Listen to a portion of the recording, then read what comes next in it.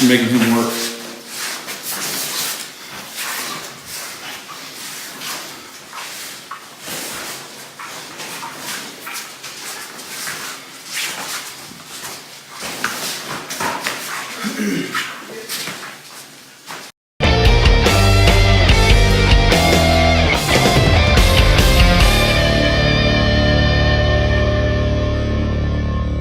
If you're the one holding, generally speaking, whatever punch you want them to throw, you hold the opposite hand up. So if he wants me to throw with my left, he's going to hold his left. So I'm going kind of cross. If he wants me to throw the right, holds the right. The other thing about holding pads or focus minutes is don't do the TV show thing where they just hold them like this, and the person is like going like way over the side. You keep it realistic, like near your head if it's a headshot, right? If he wanted me to throw a hook, then he would hold it, and that's the shape of the head. So I'm practicing, boom, getting that hook in, right? So that's the general thing. So don't like hold it out in some kind of weird space. The other thing it'll give you as a pad holder, a good training point is you'll get used to things flying close to your face, and then you can watch to see like how their body shape is as they're coming in for their strike, so that you can start getting better at reading it.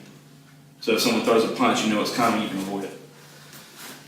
Other thing with pad holding is if we're throwing like a jab and I go to hit, he's going to patty cake it a little bit.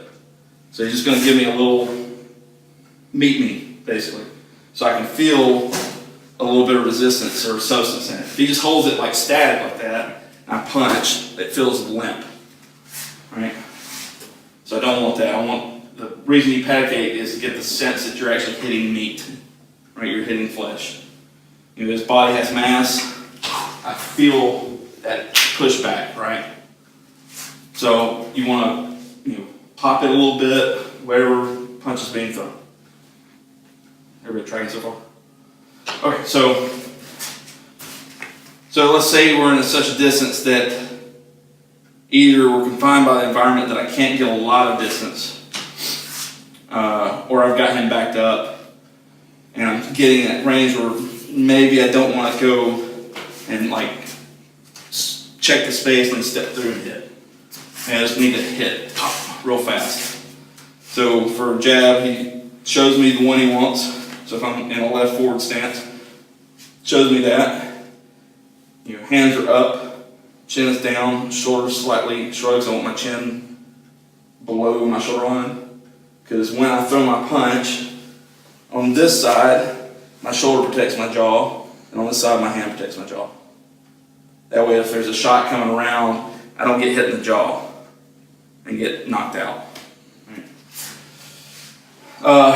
So he will be neutral until he wants me to throw.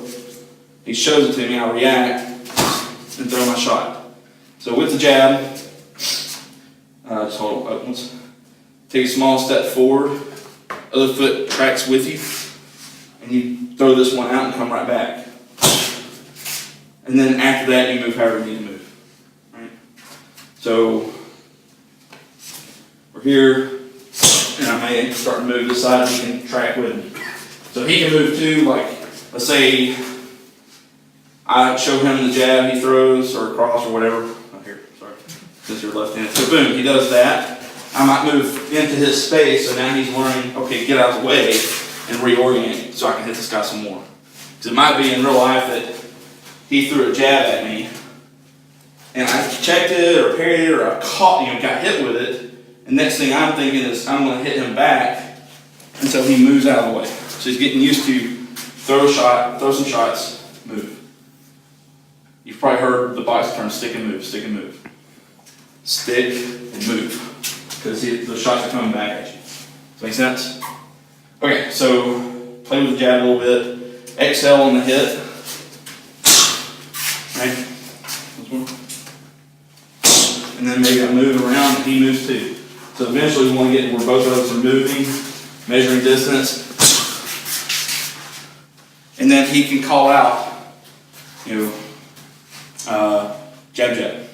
So 1, 2, or jab, jab, jab. 1, 2, 3. Now I'd say you hold it.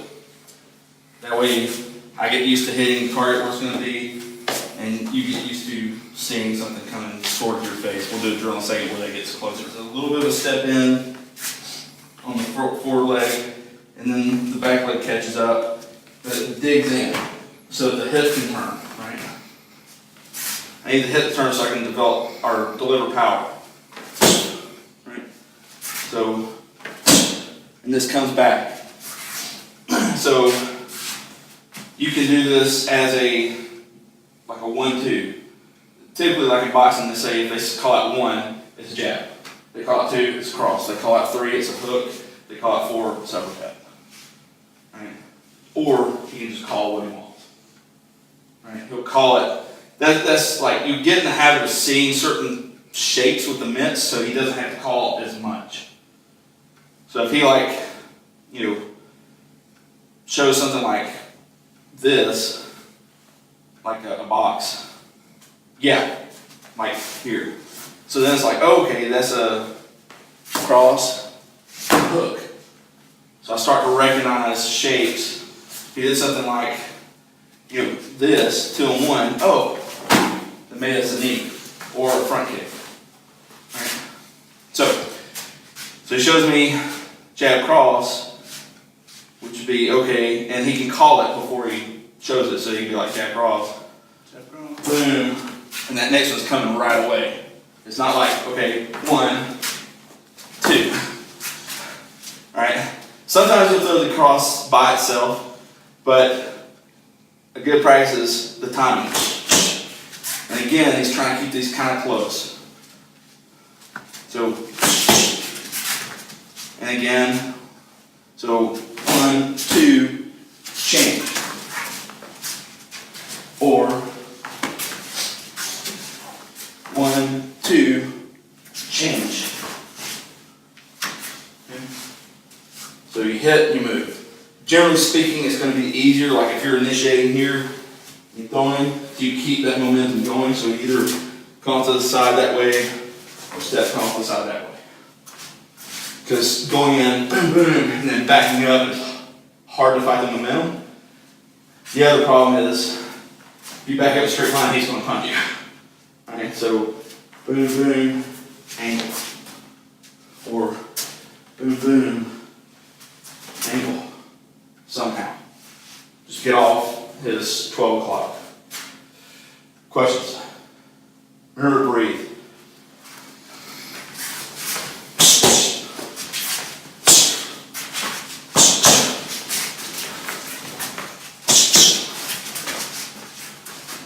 So if I'm that his sound, I'm making sound and I'll breathe. Or if you don't make sound, the habit becomes you're holding your breath when you strike, and then because you're not breathing, you get tired really, really fast. So make sure you breathe.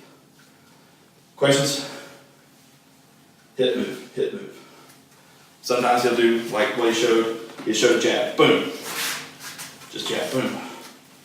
Boom, boom. Okay. If he shows the opposite hand, it's just a cross. Bam. He's going to show his hand next to his face. And I'm going to punch his hand. His job is to look at me. Don't look at the fist. Alright? So, and over time, as we speed up and get comfortable with this, he's going to, and he can do the same for me. You punch. Okay? And so I'm trying to look at him. And it doesn't have to be hard. Especially when we get closer to this, we don't want it hard. This is more used to seeing it, used to it being in your eyesight.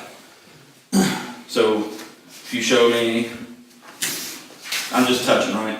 Yeah. But it looks kind of scary. So as you get comfortable with this, you get closer. And eventually you want to be where it's just like down by your chin. And all I'm going to do is touch it. Right? And trying to keep his eyes on me. One thing that'll help you is drop your chin and look like it's almost like you're looking down a pipe. right? And that'll help focus your eyes to not worry about it. So if you get to that point where you're in front of your chin, right, it may look scary, but you start getting comfortable with it. Especially if you just look at me, right? So that's a little drill to help wean off this, or the habit that people, when they get punched, they tend to start turning their back, and then they get really punched. So it's like Sensei was saying a few years ago, it's like if you get hit, you have to look right back at them. Like if you turn away, you won't see the shot coming in. But if you like just stare down through the punches, you get hit less, because you can see them coming at that point, right? Then you actually start being able to move around them and not get hit. Okay, so one person has gloves, the other person has hands. That way you can practice both sides. Like you can go 1, 2, 1, 2, and start moving them in closer and closer.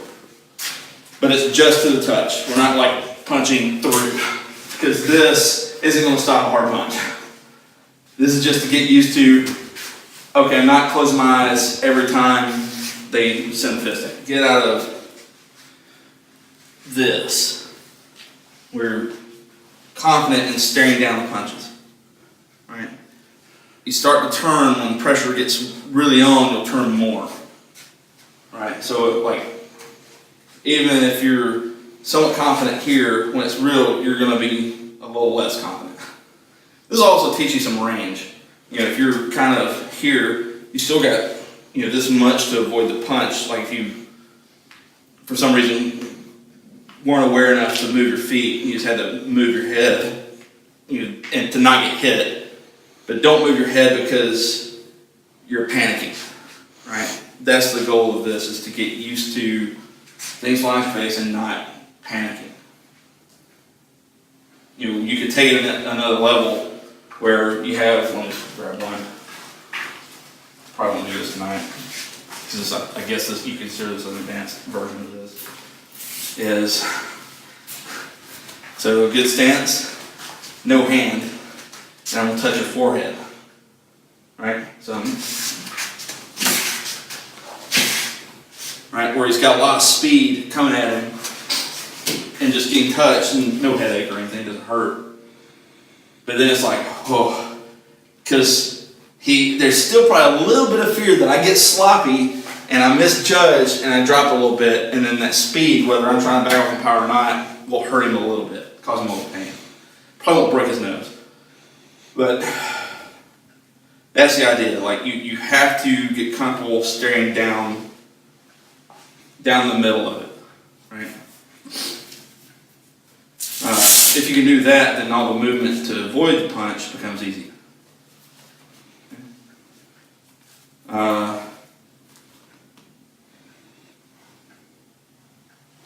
So let's do one more drill. And you can pick whether or not you want. Yeah, let's do headgear on this one. So one person's the puncher, one person's not. So if he's got some headgear on, we'll put on in a second. This time I am going for the forehead, so don't risk hitting him in the nose or hitting him in the jaw. And, you know, I'm going for this, you know, jab or cross. But now you have a good stance and then move your head. So if you want to get, let's say if you're here, or here, do this. Or you just throw a punch. It's on this one, then I'm dropping the shoulder and just enough to not get hit, right? And you can do it on the inside, you know, or, you know, just like, yeah, if you throw another jab, I can do it on the inside, you just gotta be aware of this hand. So if you're learning, I mean, you have to go straight for it, and you can use open hands right now, so, because I don't have any gear on. So I get comfortable moving. And especially if you telegraph anything. So it's just at a touch, you might get, you know, but it shouldn't hurt. Start out light, build up the speed. The power is always turned down. So you might be going, popping them on the top of the head, forehead. That way you're staying away from the eyes, stay away from the nose. Okay? And you get comfortable when you get caught, which you should get caught a couple times. And you're also comfortable moving. That also means if you're the puncher, you can't be overly concerned with their safety. Because what you'll end up doing if you're worried about hurting the person, let's say he's going to go this way, and I don't really want to hit him in the face, and I go that way and I hit him in the face. Because I wouldn't really want to hit him. Does that make sense? So I'm just going to touch where I see a target. And he moves. Hopefully he can read it. Hopefully I'm good enough at not telegraphing my jab that I catch him a couple times. So it's both people are trying to accomplish their goal. One person's trying to stick them with the jab or cross. Just be very careful on the cross because there is more natural power in it. The other person is moving their head to not get hit. If you have to, yeah, you can jerk back. It's not ideal. Slipping is a little bit better. Okay.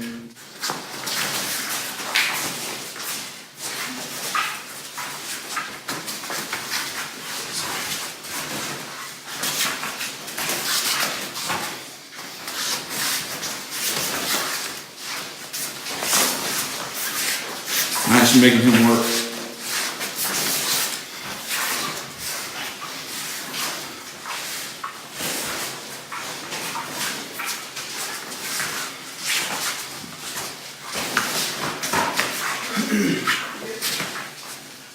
So one thing is, you always see people start this way. And then try to move. RB and combine. Right? So you hit with the corner. Or a little bit better, how'd that feel? It was on the hip. Okay, it was on that this. bad. Alright. If it was on the bone, that would have sucked. That's it. That's that. Yeah, that's really nice. Sorry, you train better. Boom. How's that? That was good. Does it feel like it would stop another punch? I mean, it does. If you really wanted to hit me, Yes. you could still punch? Nah, if that would suck. Yeah, I don't think I'd punch. Yeah, but I didn't drop you and you're not even generalized. So I think you could still punch. You can still talk, you can still punch. Okay. Because there'd be the energy that you'd have, right? Yeah. So you have to be mindful of that. The way I like to do this is poke them. Thrust at it. That'll, even if they want to come forward, you've got something that stops them a little bit. So hit them first. You can hit them again if you need to. And then bark beyond. Just giddy. So, alright. Okay, got it. And then you catch this, right? And you pull it.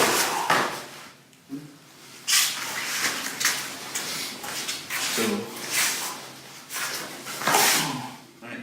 Whether you hit his bone or you hit him here,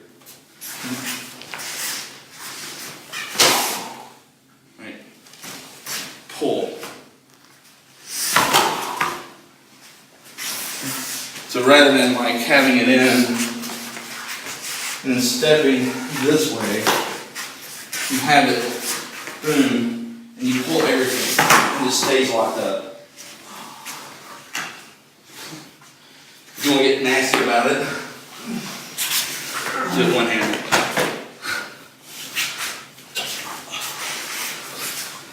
Does that make sense? So the angle is now not this way, but boom, and continuing to let the momentum go forward in the Q shape. So, right? And then it's the same thing. Take it and pull. So like, most times you see this, it's this. Right? Can do that. But he's already kind of moving forward, right? So, you pull it out last second. It's like, the technique is called koshiori, so it means like to break the hip. Slow.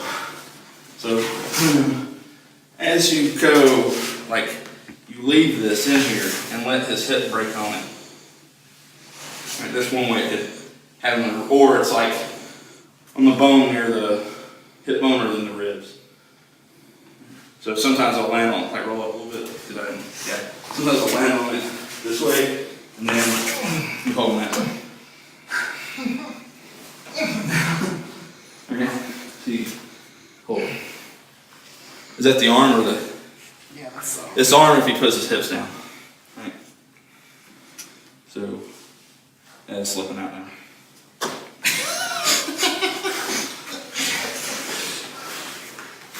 So it's the same move, just on the inside, basically. That's bad. Or